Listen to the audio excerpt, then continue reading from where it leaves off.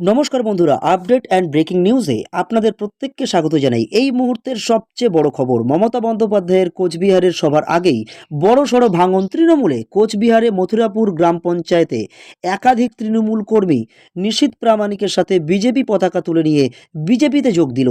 এই মুহূর্তের সবচেয়ে বড় খবর, আজ তৃণমূলের হাই ভোল্টেজ দুটি সভা রয়েছে উত্তরবঙ্গের কোচবিহারে। মমতা বন্দ্যোপাধ্যায়ের সভার আগেই তৃণমূল ছেড়ে বিজেপিতে যোগ দিলেন একাধিক তৃণমূল কর্মী। এই মুহূর্তের অন্যতম চাঞ্চল্য আপডেট, তৃণমূলের একাধিক কর্মী যোগ দিলেন বিজেপিতে।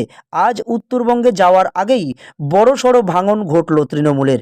ইতিমধ্যেই নরেন্দ্র মোদীর সভার প্রস্তুতি পর্বও শুরু হয়ে গিয়েছে কোচবিহারে। আজ উভয় সবার দিকে বাংলার মানুষ লক্ষ্য রাখছে। উত্তরবঙ্গের কোচবিহারকে কেন্দ্র করে হাই ভোল্টেজ দুটি কেন্দ্র হিসাবে ধরা হচ্ছে।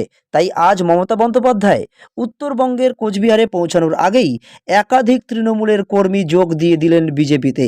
কোচবিহারের উত্তরবঙ্গে তৃণমূলের নেতা উদয়ন গুহ এবং বিজেপি নেতা নিশীথ প্রামাণিকের মধ্যে উত্তাপের পারদ ধীরে ধীরে বাড়ছে।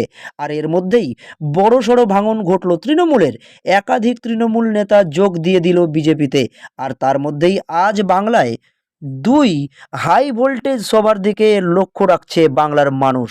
কোন দিকে বইছে হাওয়া, কি হবে উত্তরবঙ্গের ভবিষ্যৎ, সেটা বোঝা যাবে ভোটের পরেই। এমনই গুরুত্বপূর্ণ এবং চাঞ্চল্যকর আপডেট পাওয়ার জন্য আপনারা আপডেটস অ্যান্ড ব্রেকিং নিউজ চ্যানেলকে সাবস্ক্রাইব করে সাথে থাকুন।